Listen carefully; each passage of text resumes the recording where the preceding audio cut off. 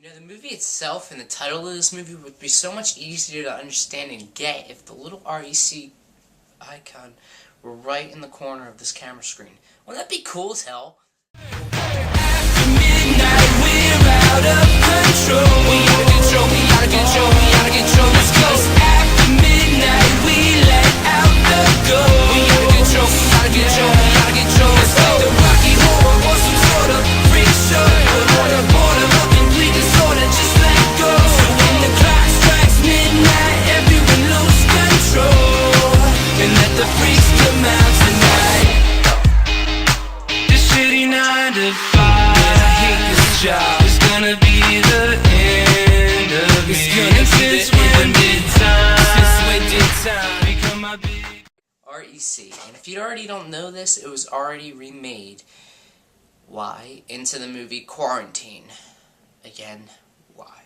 This movie did not need to be remade at all. Sure, it's in Spanish, so you have to read most of it. Well, I'm sorry, the whole entire movie. But that's really no problem. It really doesn't throw you off as much. It doesn't throw you off at all if you enjoy it as much as I did. So this movie sets on a female broadcaster for a televised report and her male cameraman.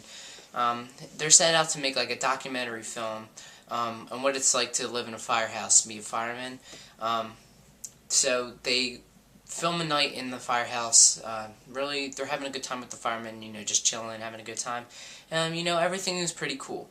Until they get a call, which doesn't really make much sense why the firemen would have called, because usually they already tell you in the movie that they don't get called for fires much often. About 75% of their job is related to other things not related to fire at all. That makes no sense. Okay, so yeah, they get called to the apartment building, and then what the complaint was is they hear a woman, an elderly woman upstairs screaming. You don't really know why, but you just know that it's not good. This whole movie takes place on like a handheld video camera, like Cloverfield, Blair Witch Project, but this movie is so much better with the handheld camera than both of those movies combined. Everybody gets evacuated down in the lobby, or whatever hell you want to call it, in an apartment building, and you realize that there was the one family that is down there, their dog had an infectious disease, an unknown disease when it was taken to the vet, and infected everybody in the whole entire building. The woman starts off with it, bites the cop, bites the fireman. They come back to life as like zombies, but I don't like to use the word zombies in this movie because it sounds really unrealistic. But they come out and kill everybody. Bite them.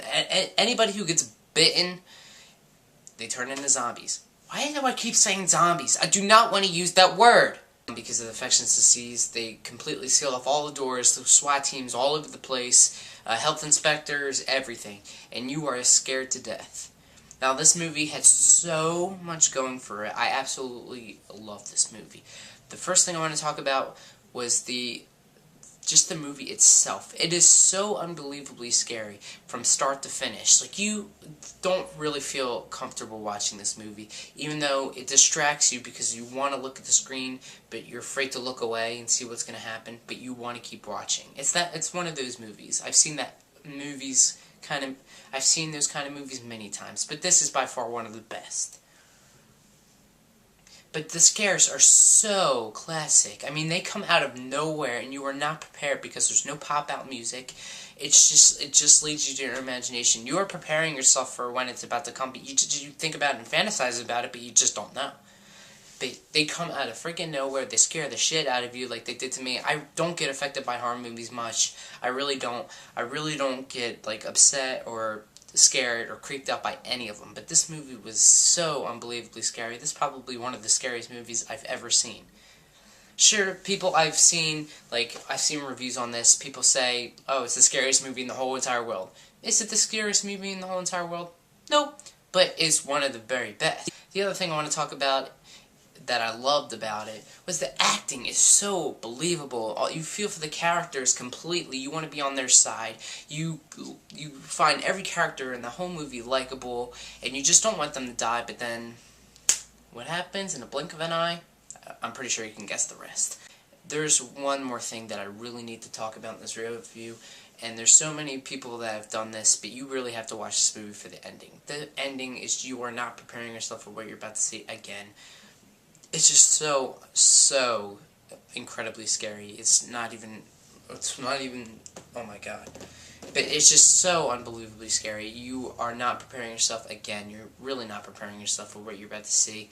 It's just, it comes out of freaking nowhere. It leaves you guessing, like, oh my god, who is that? Why, what is going on right now? You think you know, but you really don't, and when you do want to find out, you really don't want to find out, because it leads you to your own imagination, and it just completely whiplashes you because of the lack of intensity that's rushing through your body as you're watching this scene. And this scene affected me so much, I mean, it almost made me not want to, like, leave my house or go to bed, or made me not want to use a video camera ever again. But anyway, guys, this movie is so unbelievably good, so unbelievably scary. There's one thing I really didn't like about it, but I really don't feel like talking about it because it'll just ruin the review. And but anyway, this movie is so far above my expectations. It completely blew me away. I bet if any of you watched it, you'd be blown away too. So what I'm going to give REC, as you may know it, Quarantine, but I'm not going to call it Quarantine because Quarantine's a piece of crap. Okay, so my final grade for REC is a 10 out of 10, without it. So that's my review for REC, guys. I really hope you like it. I really hope you put this movie to a test if you ever consider watching it. But until next time, I'm Ian Repash signing off. Please watch this movie.